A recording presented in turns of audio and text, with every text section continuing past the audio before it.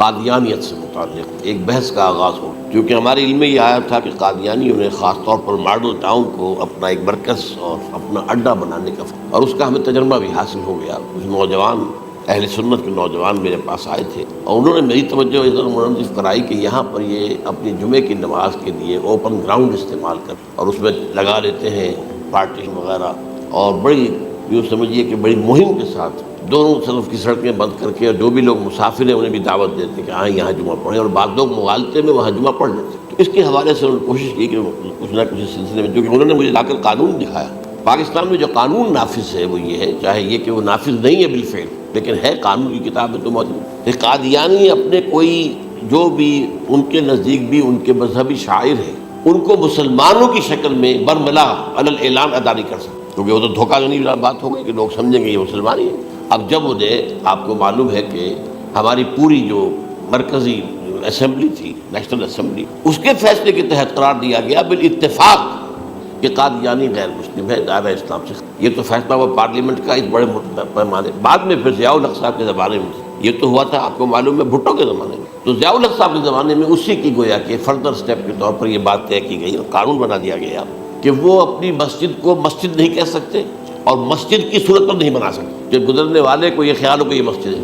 اسی طرح وہ اگر کوئی اسلامی شاعر کا ارتکاب کریں گے علی الاعلان تو بھی یہ قابل تعزیر ہے، جرم ہے۔ وہ اپنے کئی احاطوں کے اندر، اپنے گھروں کے اندر جو چاہیں کریں، لیکن کھلے میدان میں آ کر شاعر اسلامی باہر ان لوگوں نے سب کچھ اڈاپٹ تو کر رکھا ہے۔ سب سے بڑی بات تو وہ ہے کہ انہوں نے ایک جھوٹے نبی کا اقرار کیا ہے کہ وہ نبی ہے، اس نے ہمارے درمیان فصیل حائل کر دی۔ اب جو اس کو مانتے ہیں ان کے نزدیک ہم کافر ہیں۔ آپ کو معلوم ہے کہ یہ میں بیان کر چکا ہوں کہ حالانکہ قائد اعظم کا کتنا بڑا احسان تھا کہ چودھری ظفر اللہ خان کو انہوں نے فارن منسٹر بنایا پاکستان کا، لیکن جب ان کا انتقال ہوا ہے قائد اعظم کا تو اس کی جنازے کی نماز میں شریک نہیں ہوا، وہ شخص موجود رہا۔ جو دوسرے ممالک کے سفراء آئے ہوئے تھے، ظاہر بات ہے وہ مسلمان تو نہیں تھے، کوئی عیسائی تھے یا کوئی اور تھے، ہندو تھے، بدھ تھے، جو بھی تھے۔ اب چونکہ قائد اعظم کا انتقال تھا ایک مملکت کے صدر کا، تو وہ لوگ سبھی موجود تھے، لیکن ظاہر ہے کہ وہ نماز میں شریک نہیں ہوئے، وہ مسلمان تو نہیں تھے۔ ان کے ساتھ کھڑا رہا اس نے یہ بات، اور جب اس سے پوچھا گیا کہ تم شریک کیوں نہیں ہو تو اس نے کہا دیکھو بھائی، مجھے یا تو مسلمان سلطنت کا کافر وزیر سمجھ لو یا کافر سلطنت کا مسلمان وزیر سمجھ لو۔ میرے نزدیک یہ کافر سلطنت ہے، میں اس کا مسلمان وزیر ہوں کیونکہ میں قادیانی ہوں۔ اب تمہارے نزدیک یہ اسلامی مملکت ہے تو میں کافر ہوں، پھر میں اس کی نماز میں۔ تو بہرحال ان چیزوں کی وجہ سے جو دھوکہ دینے والا معاملہ ہو گیا، ورنہ کوئی اور لوگ ہوں یہاں پہ، ہمیں ان سے تعارض نہیں ہے۔ عیسائی بھی ہیں، اپنی تبلیغ کرتے ہیں، کوئی خلاف ان کے رد عمل نہیں ہوتا، الا یہ کہ کہیں یہ واقعہ پیش آ جائے یا کوئی یعنی خام خواہ کو شوشہ کوئی شرارتی لوگ اٹھا دیں کہ انہوں نے قرآن کی یہ جو ہے وہ بے حرمتی کی ہے، تو یہ تو پھر تحقیق سے معلوم ہو سکتا ہے کہ واقعہ تو کی تھی کہ نہیں کی تھی۔ لیکن ایک وقت میں جو اس پر تو ان کا احتجاج ہوتا ہے، لیکن یہ کہ ان کے جو ہے چرچ ہے ان کی ساری اور تبلیغ ان کی ہو رہی ہے اور بڑھ بھی رہی ہے تعداد میں، لیکن اس کے خلاف کوئی رد عمل تو ہمارے یہاں نہیں۔ تو یہ ہے اصل میں وہ بات۔ تو اس پر جو گفتگو شروع ہوئی تھی میں آج اس کی تکمیل کرنے جا رہا ہوں۔ حضرت عیسیٰ علیہ السلام کی دوبارہ آمد کا تعلق، اس کے ضمن میں قرآن مجید میں جو نص قطعی ہے، وہ نص قطعی یہ ہے اِنَّهُ لَعِلْمٌ لِلسَّاعَةِ فَلَا تَمْتَرُنَّ بِهَا۔ حضرت عیسیٰ کا ذکر ہوا ہے سورہ جاسیہ میں، اور وہاں فرمایا گیا ہے کہ یہ عیسیٰ کا دوبارہ آنا قیامت کی علامت ہوگا، یعنی کہ اب قیامت بالکل قریب ہے۔ اِنَّهُ لَعِلْمٌ لِلسَّاعَةِ، علم حاصل ہوگا ان کی دوبارہ آمد پر کہ اب قیامت جو ہے وہ سر پر آ گئی۔ اچھا، اس کے ایک اور جو ہے ذرا بالواسطہ دلائل جو قرآن مجید میں آئے ہیں، ایک ان میں سے یہ ہے کہ سورہ آل عمران میں جہاں حضرت مریم کو بشارت دے رہا تھا فرشتہ کہ آپ کے ہاں ایک بیٹا ہوگا، وہ بڑی حیران تھی کہ میرے ہاں کیسے بیٹا، ماں کن تو بغیہ، میں تو کوئی بدکار عورت تو نہیں ہوں، نہ میری شادی ہوئی ہے ابھی۔ تو اس میں جو باتیں بیان کی تھی فرشتے نے، وہ جو بیٹا ہوگا اس کی کیا شان ہوگی، اس میں یہ الفاظ بھی آتے ہیں وَيُكَلِّمُ النَّاسَ فِي الْمَهْدِ وَكَهْلًا، وہ باتیں کرے گا، لوگوں سے گفتگو کرے گا جبکہ وہ پنگھوڑے میں ہوگا، بچہ ہوگا، گود میں ہوگا، اور کہل کے وقت، کہل کہتے ہیں جب آدمی عمر میں جو ہے 40-45 کا کسی بھی اوپر ہو، آپ پہلے طفل کہتے ہیں، پھر جوان کہتے ہیں، عربی زبان میں شاب کا لفظ آتا ہے، بہت جوان، بڑی اچھی صحت میں ہے، اس کے بعد پھر ظاہر بات ہے ڈھلوان شروع ہوتی ہے، یہ کہل ہے۔ جب بڑھاپے کے آثار شروع ہوتے ہیں، بال سفید ہونے شروع ہوتے ہیں، تو یہ کہل قبول۔ اب سوال یہ ہے اس گھوڑے میں بات کر دیں، یہ تو معجزہ ہے، لہٰذا اس کا ذکر یہاں پر مناسب ہے۔ یہ بڑے ہو کر بات کرنے کی کیا ضرورت تھی کہنے کی، وہ تو سبھی کرتے ہیں انسان، یہ اسی لیے کہ معلوم ہو کہ کہولت بھی انہیں آئے گی یار، حالانکہ آپ کو معلوم ہے سب مانتے ہیں، عیسائی بھی مانتے ہیں، سب مانتے ہیں۔ 33 برس کی عمر میں انہیں اٹھا لیا، اس دور میں تو کہولت آئی نہیں، اس لیے قرآن ذکر کر رہا ہے۔ اور یہ بات جو ہے دوسری مرتبہ آئی ہے یہ سورہ المائدہ میں آیت نمبر 110، وَتُكَلِّمُ النَّاسَ فِي الْمَهْدِ وَكَهْلًا، صرف یہ ضمیر کا فرق ہے، وَيُكَلِّمُ النَّاسَ فِي الْمَهْدِ وَكَهْلًا اور وَتُكَلِّمُ النَّاسَ فِي الْمَهْدِ وَكَهْلًا، یہ ہے جب قیامت کے دن اللہ تعالیٰ حضرت عیسیٰ سے سوال کریں گے، اے عیسیٰ ابن مریم، کیا تم نے میری اجازت سے اور میری تائید سے یہ معجزے نہیں دکھائے، یہ معجزے نہیں دکھائے، میں نے تم پر یہ فضل نہیں کیا؟ اور یہ گویا کہ بالواسطہ عیسیٰ کے ماننے والوں سے خطاب ہے کہ اللہ تعالیٰ کے کتنے بڑے بڑے احسان ہوئے، اور اسی میں تم بات کرتے تھے لوگوں سے پنگھوڑے کے اندر بھی اور کہولت کی عمر میں بھی۔ تو یہ کہولت کی عمر کب آئی؟ حضرت عیسیٰ علیہ السلام۔ تو اس کے بغیر تو ممکن ہی نہیں ہے کہ وہ دوبارہ دنیا میں آئیں، پھر ان کے اوپر وہ عمر آئے اور اس عمر کے اندر بھی وہ بات کریں گے۔ تو یہ میرے نزدیک قرآن مجید کے اندر دلائل ہیں اس چیز کے کہ حضرت عیسیٰ علیہ السلام کی دوبارہ جو ہے آمد ہوگی۔ اب اس ضمن میں چاہتا ہوں کہ آج خاص طور پر جو الساعہ کی اور جو علامت قرآن میں آئی ہے، یہ ضمنی مضمون ہو جائے گا، لیکن بہرحال یہ بھی ایک معلوماتی مضمون ہے کہ ایک تو یہ قیامت کی بڑی نشانیوں میں سے حضرت عیسیٰ کا دوبارہ آنا، اور کیا کیا جو ہے واقع بیان ہوئی ہیں وہ ذرا غور سے سن لیجیے۔ پہلی بات میں نے ہلکا سا حوالہ دیا تھا، ہم تو ایک لفظ قیامت بولتے ہیں، وہ قیامت جو ہے اتنا ہمارے نزدیک جامع لفظ ہے کہ جس میں وہ بھی جو زلزلۃ الصاع آئے گا وہ بھی ہے، پھر جو نفخ ساق ہوگا وہ بھی ہے، لیکن قرآن مجید سے معلوم ہوتا ہے کہ یہ الساعہ ہے، وہ گھڑی جس دن کے یہاں قیامت برپا ہوگی، زلزلہ آئے گا، شدید ترین حالات آئیں گے، فوری طور پر تمام انسان بن نہیں جائیں گے۔ جو ہے اس کا نقشہ جو کھینچا گیا ہے، یا ایھا الناس اتقوا ربکم ان زلزلۃ الساعۃ شیء عظیم یوم ترونها تذہل کل مرضعۃ عما ارضعت وتضع کل ذات حمل حملها وتری الناس سکارى وما هم بسکارى ولکن عذاب اللہ شدید۔ اے لوگو ڈرو، اللہ کا تقوی اختیار کرو، اس لیے کہ قیامت کا زلزلہ بہت سخت سے ہے، بہت بارش ہے۔ ان زلزلۃ الساعۃ شیء عظیم، جب پہاڑ چل رہے ہوں گے اور جو ہے انسان جو ہیں گے وہ جس طرح پروانے ہوتے ہیں، پتنگے ہوتے ہیں، ایسے اڑ رہے ہوں گے انسان، اور اس میں یہ بھی حال ہوگا کہ لوگ جو ہے ہر جو دودھ پلانے والی ہے وہ اپنے بچے کو بھول جائے گی۔ ظاہر بات ہے کہ اپنی پڑی ہوئی ہے مصیبت، حالانکہ سب سے زیادہ محبوب ترین شے دنیا میں اس سے اونچی محبت نہیں ہو سکتی جو ماں کو اپنے دودھ پیتے بچے سے وہ بھول جائے۔ تذہل کل مرضعۃ عما ارضعت، اور تمہیں ایسا محسوس ہوگا کہ لوگ کسی نشے کی کیفیت میں، یعنی وہ بدحواس ہیں، وہ بدحواس ہو گئے، لیکن یہ کہ وما هم بسکارى، اور وہ مدہوش نہیں ہوں گے، ولکن عذاب اللہ شدید۔ تو یہ ہے زلزلۃ الساعہ، وہ ایک خاص وقت جو ہے، ایک خاص گھڑی جس میں کہ یہ ہونا ہے۔ اس کے علاوہ قرآن مجید میں القارعہ وما ادراک ما القارعہ یوم یکون الناس کالفراش المبثوث وتکون الجبال کالعہن المنفوش۔ اب یہ کیا ہے؟ یہ نقشہ قیامت، یہ وہی ہے الساعہ، القارعہ الساعہ۔ اسی کے ساتھ قرآن میں آتا ہے الواقعہ، اذا وقعت الواقعۃ لیس لوقعتها کاذبہ، تو یہ خافضۃ رافضہ، یہ الفاظ سورہ واقعہ میں۔ اسی طریقے سے اور جو الحاقہ ما الحاقہ وما ادراک ما الحاقہ، یہ تمام جو الفاظ قرآن مجید میں آئے ہیں یہ آئے ہیں الساعہ کے لیے، قیامت کے لیے نہیں۔ قیامت میں بعد میں بتاؤں گا آپ۔ چنانچہ 3 نفخے ہیں جو قرآن سے ثابت، نفخ فی الصور، اور اس نفخ فی الصور کا یہ عالم ہوگا یوم ینفخ فی الصور ففزع من فی السماوات ومن فی الارض الا من شاء اللہ، جس دن پھونکا جائے گا سور میں، اور اس وقت صورتحال یہ ہو جائے گی کہ جو بھی آسمانوں میں ہے، زمین میں ہے، سخت پریشانی اور سخت پشیمانی اور ایک طرح کے مرعوبیت اور خائف ہو کر رہ جائیں گے، اللہ ان کے کہ جن کو اللہ چاہے، اس کے کوئی ملائکہ مقربین ہوں گے۔ من فی السماوات ومن فی الارض ہے، اس کے ساتھ یہ کہہ دیا گیا ہے، لیکن یہ باقی پورے لوگوں کے اوپر، پوری مخلوقات کے اوپر ایک جو ہے گھبراہٹ کی کیفیت طاری ہو جائے گی۔ تو یہ ہے پہلا فضا۔ دوسرا فضا کیا ہے؟ فضا صعق، صعق کہتے ہیں آدمی کا بے ہوش ہو جائے۔ یہ دوسری مرتبہ جب سور پھونکا جائے گا، وَنُفِخَ فِي الصُّورِ فَصَعِقَ مَن فِي السَّمَاوَاتِ وَمَن فِي الْأَرْضِ إِلَّا مَا شَاءَ اللَّهُ، یہ ہے کہ اس کے بعد وہ سب کے اوپر موت طاری ہوئی۔ یہ دوسرے سور پھونکے جانے کے بعد پھر ثُمَّ نُفِخَ فِيهِ أُخْرَى، پھر ایک مرتبہ اور پھونک ماری جائے گی۔ یہ تیسرا ہو رہا ہے۔ فَإِذَا هُمْ قِيَامٌ يَنظُرُونَ، تو اچانک سب کے سب کھڑے ہوں گے اللہ کی طرف دیکھتے۔ اب یہ جو ہے یہ ہے یوم القیامہ، قام یقوم قیامتاً، کھڑا ہونا، کیونکہ اس دن یوم یقوم الناس لرب العالمین، جس دن کے تمام انسان جو ہے کھڑے ہو جائیں گے اپنے رب کے حضور میں۔ جس کا نقشہ کھینچا گیا ہے اذا دکت الارض دکا دکا وجاء ربک والملک صفا صفا. تو یہ سب کے سب انسان بھی جو ہے موجود ہوں گے، فرشتے صفے باندھے ہوئے ہوں گے، اور اللہ تعالیٰ جو ہے اپنے خاص عرش کے ساتھ یحمل عرشہ ثمانیہ، 8 فرشتے اس عرش کو اٹھائے ہوئے ہوں گے جبکہ یہ آسمان پھٹے گا اور اس روئے ارضی پر اللہ تعالیٰ کا نزول ہوگا. یہ جو ہے ہمارا یوم القیامہ یہاں ہے. یوم القیامہ ہی میں جو فیصلے ہونے یہاں ہونے، قصہ زمین برسر زمین. جو نیکیاں تم نے یہاں کمائی ہیں یا جو بدیاں تم نے یہاں جن کا ارتکاب کیا کا فیصلہ یہاں ہوگا. اس کے بعد واللہ عالم کچھ اور بھی چیزیں ہیں، لیکن یہ کہ وہ سب عام طور پر لوگوں کے علم میں نہیں ہے. میں نہیں چاہتا کہ خام خواہ کسی نئی بات سے کوئی جو ہے ذہنوں کے اندر کوئی ایک تشکیک پیدا ہو جائے، شبہات پیدا ہو جائے. لیکن یہ چیزیں جو میں نے آپ سرچ کی از قرآن سے اسی زمین پر اترنا ہے. وجاء ربک والملک صفا صفا، یہ سب کے سب آئیں گے، اور ملائکہ، اور اس کے علاوہ جو ہے دوسرے مقامات پر جس کا نقشہ کھینچا گیا ہے سورۃ الحاقہ کے اندر ہے. اللہ کا عرش جو ہے 8 فرشتے اٹھائے ہوئے نیچے اتریں گے. تو یہ تمام چیزیں قرآن مجید میں مذکور ہیں، اور یوم القیامہ یہی ہوگا. لیکن وہ ہے یوم القیامہ، ہم قیامت کہتے ہیں اس کو جس کو قرآن کہتا ہے الساعہ، الزلزلہ، الحاقہ، القارعہ، الواقعہ.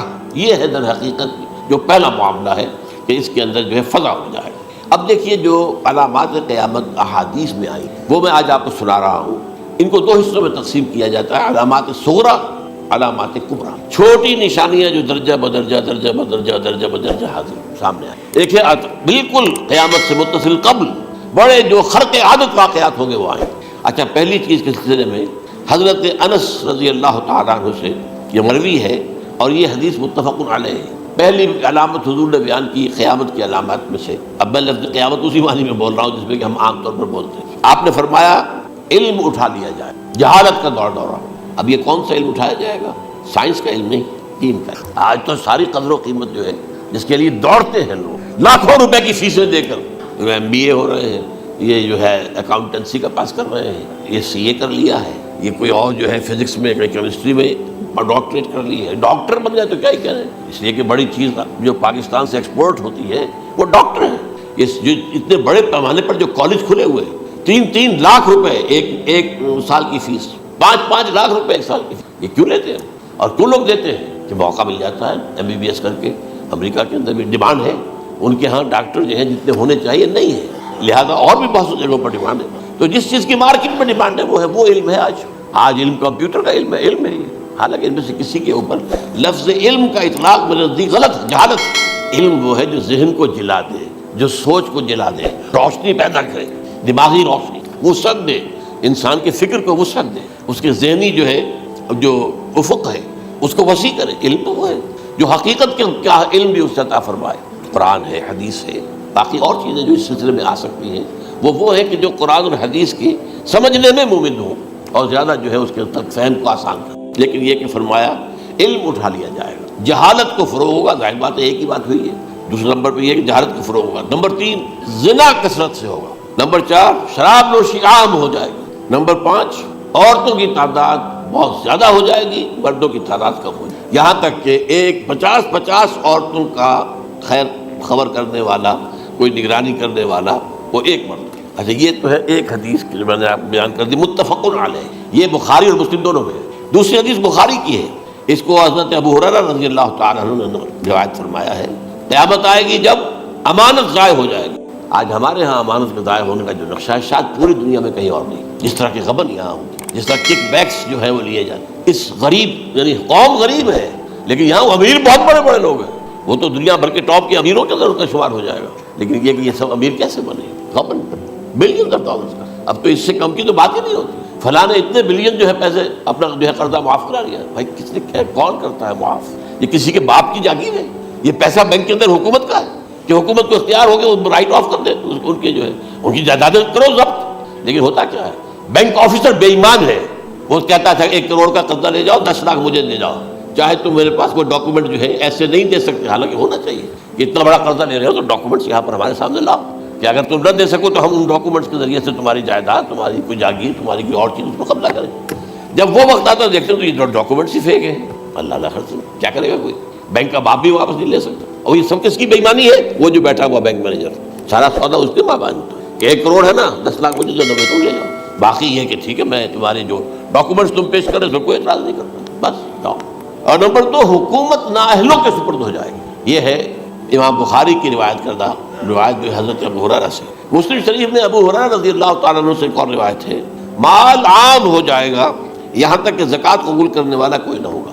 یہ بات وہ ہے جو آج سعودی عرب اور UAE کے اندر آپ کثرت سے دولت جو ہے وہ ریل پیل، ابھی تھوڑا سا آیا ہے معاملہ خاص طور پر دبئی میں، کیونکہ وہاں بہت زیادہ کنسٹرکشن ہو رہی تھی، تو پوری دنیا میں آپ کو معلوم ہے کہ جو ریئل اسٹیٹ کہلاتا ہے اس کا حال بہت پتلا ہے، لیکن وہاں کے دولت ریل پیل ہر جگہ پر۔ اور سب سے اہم متفق علیہ روایت، متفق علیہ کیا، وہ تو حضرت عمر سے بھی مروی ہے، ابن عمر سے بھی مروی ہے، ابن عباس سے بھی مروی ہے، ابو ہریرہ سے بھی مروی ہے، عبداللہ ابن مسعود سے بھی مروی ہے رضی اللہ تعالیٰ عنہ اجمعین۔ اور یہ وہ حدیث ہے جسے کہا جاتا حدیث جبرائیل، جسے ام السنہ بھی کہا گیا۔ اس میں جو آخری سوال کیا حضرت جبرائیل نے حضور سے، چوتھا، پہلا یہ تھا کہ اسلام کیا ہے مجھے بتائیے، ایمان کیا ہے، اس کی حقیقت کیا ہے یہ مجھے بتائیے، تیسرا احسان کیا ہے یہ بتائیے، چوتھا یہ قیامت کے بارے میں بتائیے کب ہوگی۔ حضور نے فرمایا کہ اس کے بارے میں جس سے سوال کیا جا رہا ہے وہ اس سے زیادہ نہیں جانتا جو کہ سوال کر رہا ہے۔ اب اس کے کئی مفہوم ہو سکتے ہیں کہ بہرحال یا تو حضرت، چونکہ بعد میں معلوم ہوا کہ حضور نے پہچانا نہیں کہ یہ جبرائیل ہے، بلکہ جب سوال جواب ہو کر وہ چلا گیا شخص تو اچانک حضور کے ساتھ ذرا ردو ہو ہی لیا، ذرا بلانا اس کو دوبارہ لانا۔ اب جو دیکھا کہ وجود ہی نہیں اس کا، آسمان نے اس کو اچک لیا، زمین نے نگل لیا، کیا ہوا ہے؟ پھر آپ نے یہ جبرائیل تھے جو تمہیں تمہارا دین سکھانے آئے تھے جبکہ تم سوال نہیں۔ یہ بڑے بیسک کوسچن، اس لیے کہ دنیا کے ہمارا نظام اسلام پر ہے، ایمان پر نہیں ہے، اس لیے ایمان کو ویریفائی کر ہی نہیں سکتے۔ کیسے پتا ہوگا اس میں ایمان ہے یا نہیں ہے؟ کوئی آلہ نہیں ہے، کوئی الیکٹروکارڈیوگرام ابھی تک ایسا نہیں ہے، کوئی جو ہے اور جو طریقے چل رہے ہیں وہ تو ان کے ذریعے سے یہ تو نہیں معلوم ہو سکتا ایمان ہے کہ نہیں۔ لہٰذا یہاں کا سارا نظام اسلام پر، شہادت اللہ الہ الا اللہ وان محمد رسول اللہ، پھر ایک نظام بنا دیا، وإقام الصلاۃ وإیتاء الزکوٰۃ وصوم رمضان وحج۔ اس میں بھی یہ ہے کہ اگر کوئی نماز کو نہیں مانتا تو کافر ہوگا، لیکن نماز پڑھتا نہیں ہے تو کافر نہیں ہے، فاسق ہے، فاجر ہے، گناہ گار ہے، کمزور مسلمان ہے۔ اس طرح زکوٰۃ کا منکر ہو جائے گا تو وہ کافر ہوگا، لیکن زکوٰۃ دے نہیں رہا ہے تو یہ گویا کہ گناہ گاری ہے، کمزوری ہے۔ تو اس حوالے سے نوٹ کر دیجئے کہ یہاں کا دنیا کا سارا اسلامی نظام اور سارا کانسٹیٹیوشنل اور لیگل سسٹم جو ہے اسلام کا وہ اقرار باللسان پر، ایمان ہے وہ کہ جس کی بنیاد پر وہاں فیصلے ہوں گے۔ یہاں کوئی شخص مسلمانوں کا بڑا لیڈر ہے، بڑا علامہ ہے، بڑی اس کی قدر و منزلت ہے، اس کے ہاتھ چومے جا رہے ہیں، پاؤں چومے جا رہے ہیں، ہو سکتا ہے وہاں کہا جائے دفع ہو جاؤ، تمہارے دل میں ایمان نہیں تھا، تم نے یہ سب کچھ کیا تھا اس لیے کہ کہا جائے کہ بڑے عالم ہو، اور یہ کہا جا چکا فقط قیلا، اب یہاں کچھ نہیں ہے تمہارے پاس۔ پھر فرشتوں کو حکم ہوگا کہ اس کو گھسیٹتے ہوئے جہنم میں ڈال دیں۔ 3 باتیں بیان کی آپ نے، یہی حشر اس کا ہوگا مالدار کا، اللہ پوچھے گا میں نے تمہیں بہت مال دیا، تم نے کیا کیا؟ وہ کچھ گنوانا شروع کرے گا، اللہ فرمائے گا جھوٹ بول رہا ہے، عجب تھا، تم نے یہ خیرات و صدقات اس لیے کیے تھے کہ تمہاری سخاوت کے ڈنکے بج جائے، تعریفیں کی جائے، وہ کی جا چکی، دنیا میں ڈنکا بج گیا، یہاں کچھ نہیں ہے، وہ نیت دل میں کچھ اور تھی تمہارے۔ میں لیس البر ان تولوا وجوہکم والا قرآن مجید کا سبق ہمارا منتخب نصاب کا نمبر 2 بڑی تفصیل سے بیان کیا۔ یہی معاملہ ہوگا اس عالم کا، اللہ فرمائے گا میں نے تمہیں علم دیا، تم نے، وہ کہے گا میں نے علم پھیلایا لوگوں میں ہدایت کی، جھوٹ بول رہے ہیں، تم نے تو صرف اس لیے کیا تھا، تمہاری نیت یہ تھی کہ بڑا عالم شخص ہے، بڑا فاضل شخص، تو یہ سب کہا جا چکا۔ تو وہاں کا معاملہ جو ہے وہ اسلام پر نہیں ہے۔ یا آپ دکھائیں گے دیکھیے یہ میرا آئیڈینٹی کارڈ، اس پہ اسلام میرا مذہب لکھا ہوا ہے، یا یہ میرا پاسپورٹ ہے، آئیڈینٹیفیکیشن کے لیے دنیا میں عام طور پر یہ چیزیں ہوتی ہیں، کوئی تعلق نہیں۔ آخرت کا معاملہ کسی اور شے پر ہے، وہ تو ایمان دل میں ہے، اور تمہارے تمام جو حرکات ہیں، اعمال ہیں، ان سب کے اندر جب تک کہ اصل جو قوت متحرکہ ہے وہ اللہ کی محبت نہ بن جائے، اخلاص للہ، محب اللہ للہ، اور یہ کہ یہ تمام چیزیں جیسا کہ فرمایا، ایک حدیث بڑی پیاری ہے، ایمان کی تکمیل کی علامت کیا ہے؟ فرمایا من احب للہ وابغض للہ ومنع للہ واعطى للہ فقد استکمل الایمان۔ جس شخص کے نے محبت جس سے بھی کی اللہ کے لیے کی، اپنے مفادات کے لیے نہیں، رشتہ داری کی بنیاد پر نہیں، محبت اوپر ہو جائے، رشتہ دار کا حق ہے دو، بیوی کے حقوق ہیں دو، لیکن محبت یہ اللہ کے لیے ہو کہ فلاں شخص سے مجھے محبت اللہ کی، اور اگر نفرت رکھی تو اللہ کی وجہ سے رکھی، اس لیے رکھی کہ وہ اللہ کے دین سے دور ہے، وہ اللہ کے راستے پر نہیں آ رہا ہے، وہ فسق و فجور کی جو ہے زندگی کو آ رہا ہے۔ اس میں بھی یہ ہے کہ یہ نہیں ہے تعلق قطع کر لو، تعلق قطع کرو گے تو تبلیغ اور اصلاح کا موقع کہاں رہے گا، لیکن دلی محبت نہیں ہوگی اس میں۔ تو اگر محبت ہے تو اللہ کے لیے، اور نفرت ہے تو اللہ کے لیے، اور کسی کو کچھ دیا ہے تو اس لیے کہ اللہ کا حکم ہے کہ دوں، اور کسی سے کچھ روکا ہے تو اس لیے کہ اللہ کا حکم ہے کہ روکوں، اس کو نہیں دینا ہے۔ فقد استکمل الایمان، تو اس شخص نے ایمان کی تکمیل کی۔ یہ ہے اصل جو ڈیسائیڈنگ فیکٹر ہے وہ یہ۔ اور اس ایمان کی پہلی علامت کیا ہے؟ کیسے معلوم ہو میرے اندر ایمان ہے؟ پہلی علامت سب سے کم تر درجے کا ایمان، اس میں فرمایا گیا اذا اساءت کا سیئۃ وحسنت کا حسنت فانت مومن. اگر کوئی اچھا کام کر کے خوشی ہو اور کوئی برا کام ہو جائے تو ملامت ہو، یہ کیا کر بیٹھا، یہ میں نے کیا کیا ہے، یہ مجھے نہیں کرنا چاہیے تھا. یہ اگر احساس ہے نیکی اور بدی کا تو تمہارے اندر ایمان ہے. یہ ایمان ہے ادنا درجے کا، اور وہ ایمان محب للہ ہے، وابغض للہ ہے، واعطى للہ ہے، ومنع للہ ہے، فقد استقبل الایمان. اچھا، یہ جو متفق علیہ حدیث ہے جو حضرت جبرائیل کی ہے، اس میں پھر انہوں نے کہا کہ اچھا اگر آپ مجھے یہ کب ہوگی قیامت نہیں بتا سکتے تو اس کی کچھ علامتیں بتائیے. یہ بڑی عظیم تھے، کیونکہ یہ تو تمام احادیث کے اندر میں نے عرض کیا نا کہ سب سے زیادہ صحابہ سے منقول ہے. اور آپ نے فرمایا کہ جب لونڈی اپنی مالکہ کو جلنے گی اور تم دیکھو گے کہ ننگے بدن ننگے پیر بھوکے ننگے بھیڑوں اور بکریوں کو چلانے والے اونچی سے اونچی عمارتیں بنانے میں ایک دوسرے کا مقابلہ کریں. اذا طلعت الامۃ ربتها، کیا بات ہے، یہ خاص الفاظ کیوں کہے گئے؟ اولاد والدین کے سامنے دب کر رہتی تھی، کبھی سینہ تان کر بات کرتی. ٹھیک ہے، کوئی بات آپ مان نہیں سکتے، ابا جان یہ بات تمہیں نہیں کر سکتے. یا فرض کیجئے کہ وہ آپ کو کسی نیکی سے روک رہے ہیں، کہ دینی کام سے روک رہے ہیں، ابا جان یہ تو میں نہیں کروں گا، یہ تو دین کا فرض ہے. یہ کہیں آپ اور ڈٹ کر کہیں اور جمیں اس پر، لیکن یہ کہ کچھ سرکشی کا انداز نہ ہو. ایسا نہ ہو کہ اپنے جناب سیدھے کو تان کر کے کھڑے ہو جائے، میں نہیں کروں گا، یہ نہیں، یہ غلط ہے. اچھا، اولاد میں بیٹی جو ہوتی تھی وہ زیادہ سبارڈینیٹ، سبمسو، بات ماننے والی، کہیں بھی سر اونچا نہ کرنے والی. اور آخری دور میں کیا ہوگا، بیٹیوں سے مائیں ڈریں گی، انہیں ٹوک نہیں سکتی کسی بات پر، پتہ نہیں کیا بک دے گی، کیا بکواس کر دے گی. یہ تو ہمارے یہاں ہو گیا ہے. باہر کیا ہے تو آپ یہ بھی نہیں پوچھ سکتے. آپ کی 13 برس کی لڑکی آئی ہے رات کو 1 بجے، نہیں پوچھ سکتے کہاں رہی ہو، یہ رات کہاں گزاری، پوچھ ہی نہیں سکتے. یہ پوچھنا بھی جرم ہے. اپنے چھوٹے بچے کو آپ نے تھپڑ مار دیا، تہذیب ہے، سکھانا ہے، غلط کام کیا ہے، اس کی سرزنش ہو رہی ہے، فوراً وہ اگر ایک فون کر دے گا پولیس آئے گی، بچے کو لے جائے گی، اسے لا کر کہیں اور جو ہے ڈپازٹ کرے گی اور آپ پر مقدمہ چلے گا، آپ کو اس کی سزا بھگتنی. ظاہر بات ہے کہ پھر وہاں سرکشی کا کیا عالم ہوگا، پھر اولاد کہاں سر جھکائے گی، کس درجے میں جھکائے گی، اس کی تربیت عثمانی میں ہوئی نہیں. تو ان تلد الامۃ ربتہا، گویا کہ بیٹی کے نزدیک ماں جو ہے وہ ایسی ہو جائے گی جیسے لونڈی.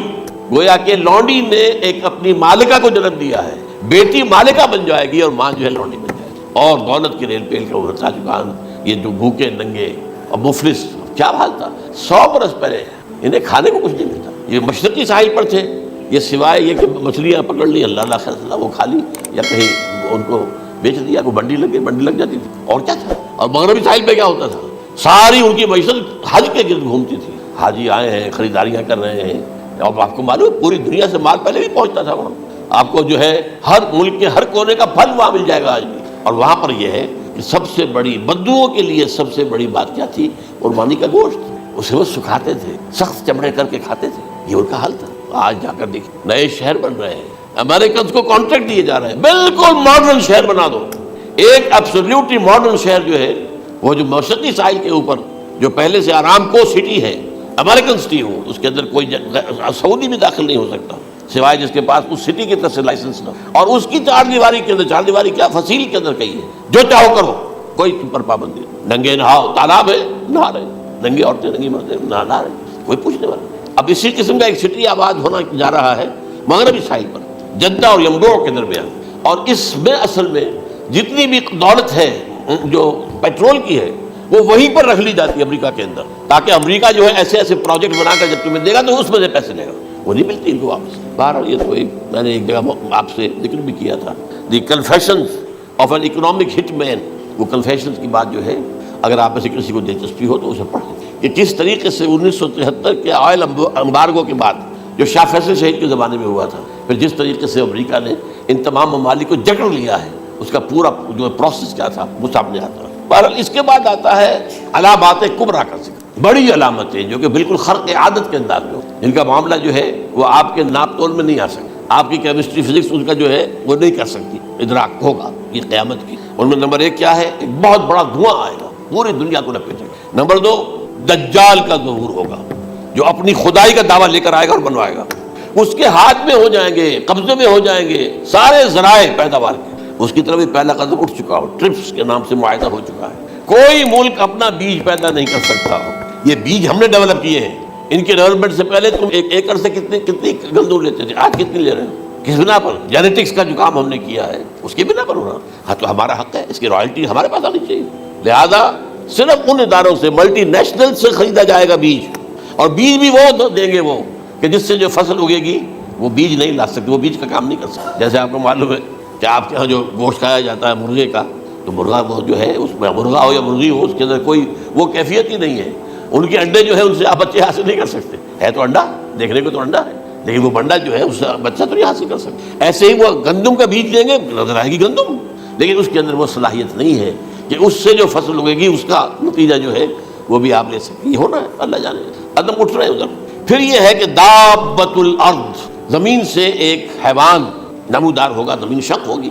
ابھی میں کہہ رہا ہوں خرق عادت ہے، یہ چیزیں وہ نہیں ہیں جو ہماری کسی حساب کتاب میں جو باتیں پہلے آئی ہیں وہ تو حساب کتاب میں آ رہی ہیں، ساری سمجھ میں آ رہی ہیں، ساری چیزیں مشاہدہ ان کا ہو رہا ہے۔ لیکن یہ ہے کہ دابۃ الارض، یہ کہتے ہیں کہ کوہ صفا، اس میں تو نہیں ہے حدیث میں، کوہ صفا پھٹے گا اور اس میں سے ایک حیوان دابہ وہ ظاہر ہوگا، تو اسی لیے فرمایا ہے وَإِذَا وَقَعَ الْقَوْلُ عَلَيْهِمْ أَخْرَجْنَا لَهُمْ دَابَّةً مِّنَ الْأَرْضِ تُكَلِّمُهُمْ، تو ہم اندر سے پیٹ کے چیر کر زمین کے پیٹ کو ایک حیوان کو برآمد کریں گے جو انسانوں سے بات کرے گا، گفتگو کرے گا۔ نمبر 4 طلوع الشمس من المغرب، یہ بھی خرق عادت، سورج تو طلوع ہوتا ہے مشرق سے، غروب ہوتا ہے مغرب میں، لیکن اس وقت معاملہ الٹا ہو جائے، یعنی جو کائنات کے اندر جو گڑبڑ ہوگی تو سمجھ میں بات آتی ہے کہ یہ معاملہ جو ہے یہ تو اس پورے سولر سسٹم کو اگر بدل دیتے ہیں تو مشرق مغرب ہو جانا، مغرب مشرق ہو جانا، یہ سمجھ میں آنے والی بات۔ اس کے بعد ہے عیسیٰ ابن مریم کا نزول، جس کے بارے میں آج میں نے گفتگو، یہ نزول ہونا ہے، یہ علامات قیامت میں سے حضور نے بیان فرمایا ہے، اور قرآن مجید کی جو اصطلاحات ہیں اس کے حوالے سے میں نص قطعی جو ہے وہ میں آپ کے سامنے رکھ چکا ہوں۔ پھر یاجوج ماجوج کا ایک معاملہ ہے، یہ میں ابھی اس وقت زیادہ اس پر بات نہیں کر سکتا۔ حضرت عیسیٰ علیہ السلام کے نزول کے بعد 2 کام ہو گئے، یہودیوں کا قلع قمع ختم، تمام یہود، ایک کام تو یہ ہونا، اور نمبر 2 عیسائیت کا ختم ہو جانا۔ عیسائیت کی نفی کر دیں گے، بھائی تم مجھے خدا کا بیٹا بنائے بیٹھے ہو، میں تم خدا کا بیٹا نہیں ہوں، میں تو اس کا بندہ ہوں، رسول، میں نے تم سے کب کہا تھا کہ مجھے خدا کا بیٹا بناؤ۔ نمبر 2 یہ کہ وہ خنزیر کو قتل کر دیں گے، یعنی یہ تم نے خنزیر کب سے کھانا شروع کر دیا؟ میں تو تم کو نہیں کہا، اجازت دے کر گیا تھا، یہ تو شریعت موسوی میں حرام تھا اور میں کہہ کر گیا تھا کہ یہی شریعت تم پر لاگو رہے گی، ہاؤ کم تم نے کیسے لی؟ آج بھی بہت سے رومن کیتھولکس جو ہے وہ سور نہیں کھاتے، وہ اس میں ہے ان کے اندر کچھ نہ کچھ بات جو ہے جو حضرت عیسیٰ کی تعلیمات کا کچھ اثر ان کے ہاں ہے۔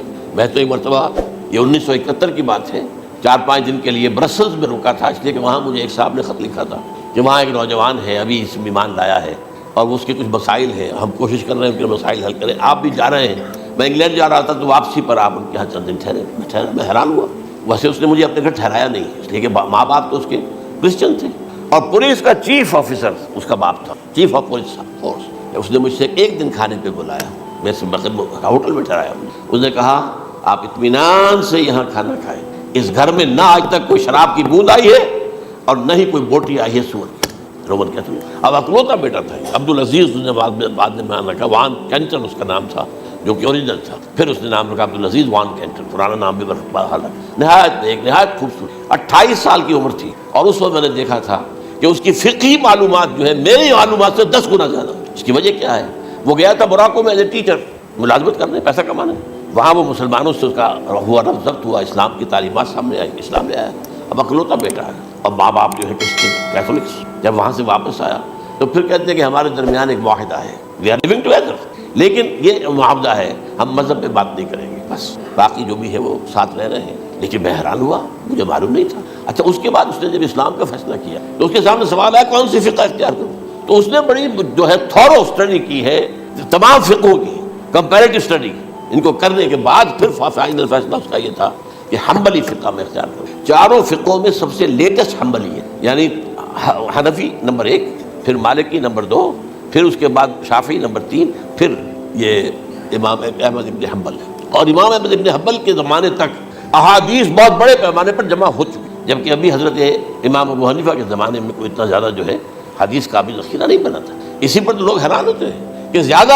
حدیث امام ابو حنیفہ کے علم میں نہیں تھی، لیکن مجال ہے کہ ان کا کوئی فتویٰ جو ہے کتاب و حدیث کے، کتاب اور سنت کے خلاف ہو، اگرچہ انہوں نے صاف کہا کہ اگر تم پاؤ کوئی ایسی سچی حدیث، پختہ حدیث جو میری کسی رائے کے خلاف ہو تو میری رائے کو دیوار پر دے مارنا اور اس صحیح حدیث کا پیروی کرنا۔ لیکن ویسے اس کے بعد یہ کمال یہ ہے کہ بہت ہی کوئی شاذ معاملہ ہے کہ جس میں ان کا کوئی فتویٰ وہ کتاب و سنت کے منافی ہو یا سنت کے منافی ہو۔ کتاب پہ تو سوال پیدا نہیں ہوتا، کتاب تو ساری ان کے سامنے موجود تھی۔ اس کے بعد یہ ہے کہ یاجوج ماجوج، جس میں بتا رہا تھا آپ کو کہ جب عیسائیت بھی ختم ہو گئی، یہود ویسے ختم ہو گئے، استیصال ہو گیا، جڑ کٹ گئی، اب عیسائیت گویا کہ اسلام میں ضم ہو گئی، عیسائیت مذہب ختم، یہودی خود ختم، اب یہ طاقت کتنی ہو جائے گی؟ تقریباً 2/3 دنیا آ گئی، تمام اب عیسائی 2 ارب کے قریب ہیں، 1 ارب 90 کروڑ ہو گئے، یا مسلمان بھی 1 کروڑ 50-60 لاکھ ہیں، دونوں کو جوڑ لیجیے کتنے ہو گئے؟ 6 ارب کل آبادی ہے۔ لیکن اس کے بعد آتا ہے یاجوج ماجوج کا خروج۔ یہ یاجوج ماجوج میرے نزدیک چائنا اور رشیا ہے، ان کی مجموعی طاقت اتنی ہوگی، اور یہ اس طرح آئیں گے ہر اونچائی پر سے اترتے ہوئے، پھسلتے ہوئے، جیسے 1962 میں جب وار ہوئی تھی بٹوین چائنا اینڈ انڈیا 1962 میں، تو وہ اس وقت کا نقشہ مجھے آج بھی اخبارات میں پڑھتا تھا، تو یہاں waves after waves of Chinese soldiers were coming down the slopes of Himalayas. یہ تو وہ ہے نا جن کی تعداد کا کوئی حساب نہیں ہے، اور رشیا اور یہ مل کر جو ہے، میرا اندازہ یہ ہے کہ جب پہلے ملحمۃ العظمیٰ ہوگی وہ عیسائیوں اور مسلمانوں کے درمیان، اس وقت یہ دونوں پاورز نیوٹرل رہیں گی، لیکن غالباً یہ بات طے کر لیں گی کہ ویپنز آف ورلڈ جو ہے ماس ڈسٹرکشن، یہ استعمال مت کرنا۔ اگر یہ ویپنز آف ماس ڈسٹرکشن استعمال کرو گے تو ہم میدان میں آ جائیں گے۔ اس میں وہ جنگ جب ہو چکے گی، پھر حضرت عیسیٰ کو فتح حاصل ہو جائے گی، اور پھر یہ کہ یہودیت ختم ہو جائے گی، عیسائیت بطور مذہب ختم ہو کر اسلام میں ضم ہو جائے گا، پھر وہ 40 برس کا عہد حکومت ہے عیسیٰ علیہ السلام۔ لیکن جب یہ فتح ہو جائے گی ان پر، اب یاجوج ماجوج اور اتنی تعداد میں آئیں گے کہ بحیرہ طبریہ جو ہے اس کا سارا پانی پی جائے گا۔ یہ تو اگر آپ کو کبھی اندازہ ہو یا کوئی آپ جانیں ان لوگوں کو جو ان چینیوں سے واقف ہیں، وہ کہتے ہیں زمین پر ہلتی ہوئی کوئی چیزوں سے وہ چھوڑی چھوڑے کھا جائیں گے۔ جہاں وہ جاتے ہیں ایز اے لیبرر، وہاں کے جو سارے کتے ہیں ختم، ساری بلیاں ختم، ہر شے، وہ جو سانپ کھاتے ہیں، ہر چیز کھاتے ہیں، اور یہ تمام ایسٹرن کنٹریز کے اندر ہوتا ہے، بڑی ڈیلیشس ڈشز ہیں یہ سانپ وغیرہ وغیرہ، اور یہ جس طرح کھا جائے، پانی پی جائے، ایک قطرہ نہیں رہے گا اس پر۔ تو پھر جو ہے اللہ تعالیٰ اس وقت جو ہے اس میں ایک ایسی بیماری پیدا کرے گا، یہ سب مر جائے، یہ معجزے سے ہوگا۔ یعنی ان کے اوپر فتح جو ہے وہ عام لڑائی کے ذریعے سے نہیں ہوگی، بلکہ اس کے اوپر فتح جو ہوگی وہ اللہ تعالیٰ سے بوجھ، ایک بیماری پیدا ہوگی، سب مر جائیں گے، اور اس کے بعد اللہ تعالیٰ ایسے پرندے بھیجے گا بڑی لمبی لمبی گردنوں والے، وہ ان سب کو کھا جائیں گے، جیسے ہمارے گدھ ہوتے ہیں وہ ان کو صاف کر دیں گے۔ ورنہ تو یہ ہے کہ پوری دنیا کے اندر جو بدبو اور جو پیدا ہوتا معاملہ اس سے، تو اس نوع انسانی کی بقا ممکن نہیں تھی۔ ان کے خاتمے کے بعد پھر یہ ہوگا کہ حکومت اسلامی جو ہے پوری دنیا میں حضرت مسیح علیہ السلام کی 45 برس وہ رہیں گے، اسی میں وہ کہلن بھی آ جائے گا، وہ فی المہد و کہلن جو میں نے شروع میں بیان کیا تھا، اسی میں پھر یہ ہے کہ وہ شادی بھی کریں گے، ان کی اولاد بھی ہوگی،